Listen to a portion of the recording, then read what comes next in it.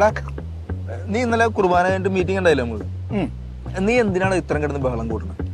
എടാ എന്നാ മീറ്റിങ്ങിന് നീ മാത്രമല്ല കിടന്ന് ഒച്ചയെടുത്തുള്ളൂ, നിന്നെ ഒരാള് സപ്പോർട്ട് ചെയ്ത. നീ പറഞ്ഞ ന്യായമൊക്കെ തന്നെ, ഞാൻ ഇല്ലാന്ന് പറയണല്ലോ. അച്ഛന്റെ അടുത്തല്ല ദൈവത്തിന്റെ അടുത്ത് ഒച്ചപ്പാടുണ്ടാക്കേണ്ടത് വന്നാലും ദൈവത്തിന്റെ അടുത്ത് സംസാരിക്കണം, മനസ്സിലായോ? ഈ ഞാൻ പറഞ്ഞ എന്താന്ന് നിങ്ങൾ കേട്ടോ? അത് ഞാൻ ഉണ്ടായില്ല, എന്റെ അടുത്ത് പറഞ്ഞു പോകാൻ ആ പട്ടി പ്രശ്നം. അതെ എടാ, പഞ്ചായത്തിലുള്ളതിനെക്കാട്ടിയും പട്ടി ഇപ്പൊ പള്ളിക്കാതായിരിക്കും. നീ എന്താ കുർബാനയ്ക്ക് വന്നിരിക്കുന്ന സമയത്തൊക്കെ പള്ളി എന്തിനുള്ളതാ? പട്ടി വളർത്താനുള്ളതാണോ?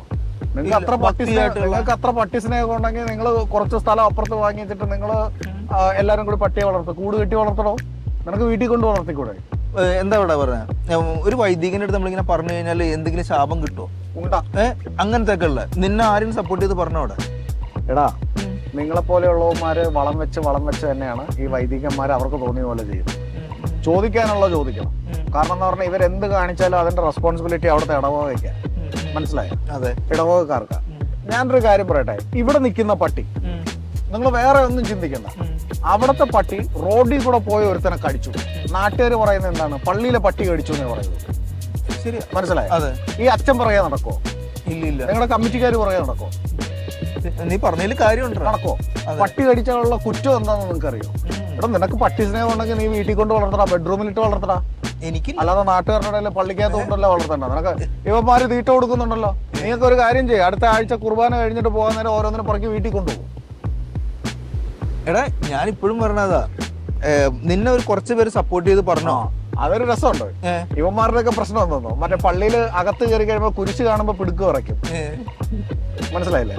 പുറത്തിറങ്ങി കഴിഞ്ഞാലുണ്ടല്ലോ ഇവനൊക്കെ തള്ളു കേട്ട് കഴിഞ്ഞാല് ഒന്നും പറയണ്ട. പുറത്തിറങ്ങി കഴിഞ്ഞപ്പോഴത്തേക്കും ആശാൻ പറഞ്ഞത് ഞാൻ പറയണമെന്ന് വെച്ചതാ. അവന്റെ അച്ഛൻ, അയാള് പണ്ട വാഴയ്ക്ക് വളം ഇട്ടാ മതിയാണ് കൊച്ചിനെ ഉണ്ടാകാൻ. എടാ, നീ പറഞ്ഞതിൽ കാര്യമുണ്ട്. അപ്പൊ ഇതിനെന്താ നമുക്ക് ചെയ്യാൻ പറ്റണേ? ഇതിനൊന്നും ചെയ്യാനില്ല. പട്ടി ആരെങ്കിലും ഒന്ന് കടിക്കട്ടെ, ആദ്യം ഞാൻ തന്നെ പണി കൊടുക്കും. അത് മനസ്സിലായി. എന്തെങ്കിലും ഒരു പ്രശ്നം ഉണ്ടായാലേ കുർബാന നടന്നുകൊണ്ടിരിക്കുമ്പോഴെങ്ങാനും പട്ടിക്കറിയില്ല അത് മറ്റേ ഔസപിതാവിന്റെ പള്ളിയാന്നോ എനക്കൊന്നും പറയിക്കരുത്. പട്ടിയെങ്ങാനും ഓടി പള്ളിക്കകത്ത് കയറിയല്ലേ തല്ല് ഞാൻ പള്ളിക്കകത്തിട്ട് കൊടുക്കും. പട്ടിക്ക് മാത്രമല്ല പറയണ്ട, പട്ടിക്കും കിട്ടും കുട്ടിക്കും കിട്ടും. നിനക്കെല്ലാം കിട്ടാത്തതിന്റെ കുഴപ്പമാടാ. നീയൊക്കെ മറ്റേ കുർബാന കഴിഞ്ഞിട്ട് മറ്റേ കുനിഞ്ഞിരുന്ന് പ്രാർത്ഥിക്കുമ്പോ നിന്റെ ഡെപ്പി കടിച്ചിട്ട് പോടാന്നാ ഞാൻ പ്രാർത്ഥിക്കുന്നത്. ചിരിക്കല്ലേ. ഉളുപ്പ് വേണോ? ഉളുപ്പ്. നിനക്കൊക്കെ ഞാൻ പറയണോ, എല്ലാത്തിനോടും എനിക്ക് സ്നേഹമൊക്കെ ഉണ്ട്. പക്ഷേ എന്ന് പറഞ്ഞു കഴിഞ്ഞാല് ഇപ്പൊ പാമ്പ് കടിക്കുന്നില്ല എന്ന് പറഞ്ഞു വെച്ചിട്ട് നിങ്ങൾ 2 മൂർഖൻ പാമ്പിനെ കൊണ്ടുവന്ന് അവിടെ വളർത്തോ? കാണാൻ ഭയങ്കര ഭംഗിയല്ലേ? ഒരു 2 രാജപമ്പാലെ കൊണ്ട് വളർത്തടാ. ഇതിലിപ്പോ എന്താണ് ഒരു സൊല്യൂഷൻ അല്ലേ? ഈ നിങ്ങൾ സൊല്യൂഷൻ ഒന്നും ചെയ്യണം. നിങ്ങൾ ആ പഞ്ചായത്തിൽ വിളിച്ച് പറഞ്ഞാൽ മതി. പട്ടിയില് പള്ളിക്കകത്തും പള്ളിക്ക് ചുറ്റും ഈ തെരുവ് നായ ശല്യമുണ്ട്. അവിടെ പഞ്ചായത്തിലൊന്ന് പറഞ്ഞു കഴിഞ്ഞാൽ അതിന്റെ സ്ക്വാഡ് വന്ന് ഇതിനെ പിടിച്ചോണ്ട് ആംഗ്രി മാൻ